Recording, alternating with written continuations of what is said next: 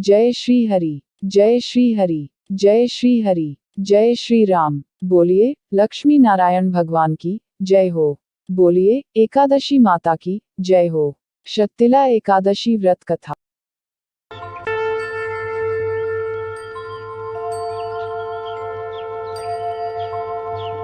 भगवान श्री कृष्ण के श्रीमुख से एकादशियों का महात्म्य सुनकर श्रद्धापूर्वक उन्हें प्रणाम करते हुए अर्जुन ने कहा, हे केशव, आपके श्रीमुख से एकादशियों की कथाएं सुनकर मुझे असीम आनंद की प्राप्ति हुई है।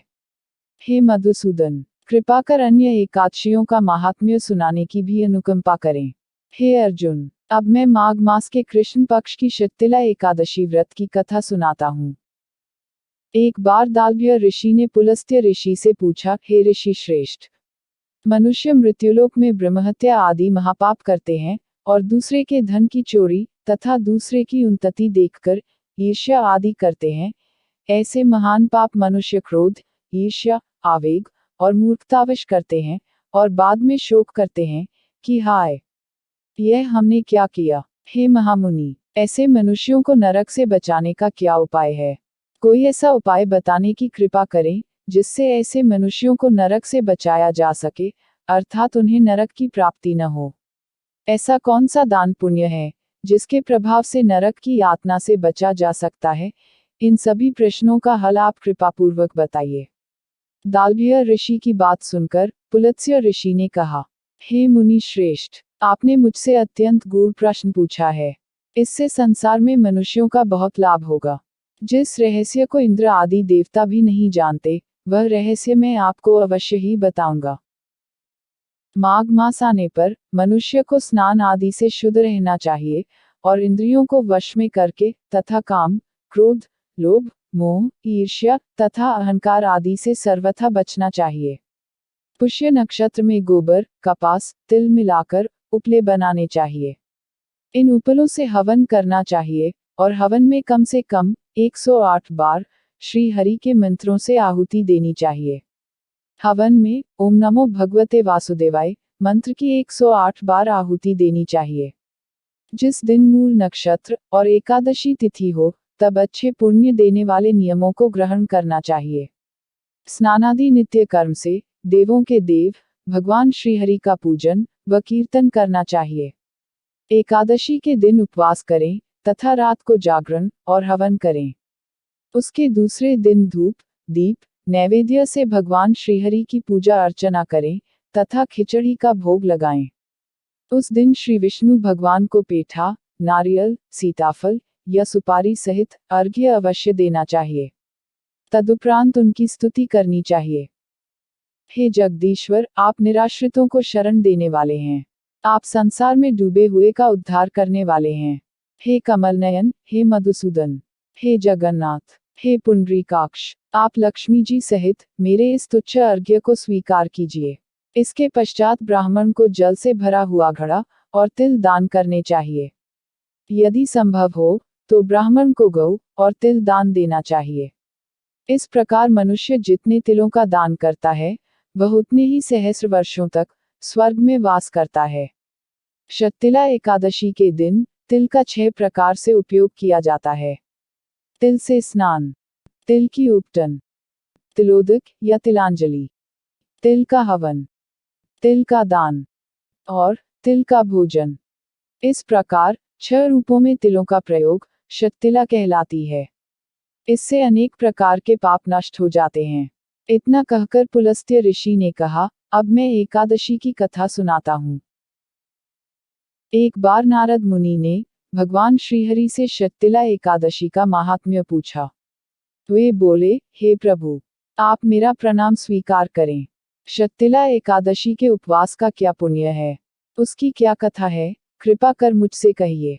नारद जी की प्रार्थना सुनकर भगवान श्रीहरि ने कहा, हे नारद, मैं तुम्हें प्रत्यक्ष देखा हुआ सत्य वृतांत सुनाता हूँ, ध्यानपूर्वक श्रवण करो। बहुत पहले मृत्युलोक में एक ब्राह्मणी रहती थी। वह सदा व्रत उपवास किया करती थी। एक बार वह 1 मास तक उपवास करती रही, इससे उसका शरीर बहुत कमजोर हो गया। वह अत्यंत बुद्धिमान थी। फिर उसने कभी भी देवताओं तथा ब्राह्मणों के निमित्त अन्नादि का दान नहीं किया। मैंने चिंतन किया कि इस ब्राह्मणी ने उपवास आदि से अपना शरीर तो पवित्र कर लिया है, तथा इसको वैकुंठ लोक भी प्राप्त हो जाएगा, किंतु इसने कभी अन्नदान नहीं किया है। अन्न के बिना जीव की तृप्ति होना कठिन है। ऐसा चिंतन कर मैं मृत्युलोक में गया और उस ब्राह्मणी से अन्न की भिक्षा मांगी। इस पर उस ब्राह्मणी ने कहा, हे योगीराज, आप यहाँ किस लिए पधारे हैं? मैंने कहा, मुझे भिक्षा चाहिए। इस पर उसने मुझे एक मिट्टी का पिंड दे दिया। मैं उस पिंड को लेकर लौट आया। कुछ समय व्यतीत होने पर वह ब्राह्मणी शरीर त्याग कर स्वर्ग आई। मिट्टी के पिंड के प्रभाव से उसे उस जगह एक आम के वृक्ष सहित घर मिला, किंतु उसने उस घर को अन्य वस्तुओं से खाली पाया। वह घबराई हुई मेरे पास आई और बोली, हे प्रभु, मैंने अनेक व्रत आदि से आपका पूजन किया है, किंतु फिर भी मेरा घर वस्तुओं से रिक्त है, इसका क्या कारण है? मैंने कहा, तुम अपने घर जाओ, और जब देव स्त्रियां तुम्हें देखने आएं, तब तुम उनसे शीतला एकादशी व्रत का महात्म्य और उसका विधान पूछना। जब तक वह न बताएं, तब तक द्वार नहीं खोलना। प्रभु के ऐसे वचन सुनकर वह अपने घर गई, और जब देव स्त्रियां आईं और द्वार खोलने के लिए कहने लगी, तब उस ब्राह्मणी ने कहा, यदि आप मुझे देखने आए हैं, तो पहले मुझे शीतला एकादशी का महात्म्य बताएं। तब उनमें से एक देव स्त्री ने कहा, यदि तुम्हारी यही इच्छा है, तो ध्यानपूर्वक श्रवण करो, मैं तुमसे एकादशी व्रत और उसका महात्म्य विधान सहित कहती हूँ। जब उस देव स्त्री ने शीतला एकादशी का महात्म्य सुना दिया, तब उस ब्राह्मणी ने द्वार खोल दिया। देव स्त्रियों ने ब्राह्मणी को सब स्त्रियों से अलग पाया।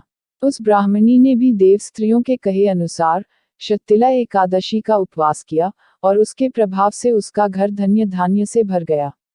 अतः हे पार्थ, मनुष्यों को अज्ञान को त्याग कर शीतला एकादशी का उपवास करना चाहिए। इस एकादशी व्रत के करने वाले को जन्म जन्म की निरोगता प्राप्त हो जाती है। इस उपवास से मनुष्य के सभी पाप नष्ट हो जाते हैं। कथा सार। इस उपवास को करने से जहां हमें शारीरिक पवित्रता और निरोगता प्राप्त होती है, वहीं अन्न तिल आदि दान करने से धन धान्य में बढ़ोतरी होती है। इससे यह भी सिद्ध होता है कि मनुष्य जो और जैसा दान करता है, शरीर त्यागने के बाद उसे फल भी वैसा ही प्राप्त होता है। अतः धार्मिक कृत्यों के साथ साथ हमें दान आदि अवश्य करना चाहिए। शास्त्रों में वर्णित है कि बिना दान किए कोई भी धार्मिक कार्य संपन्न नहीं होता।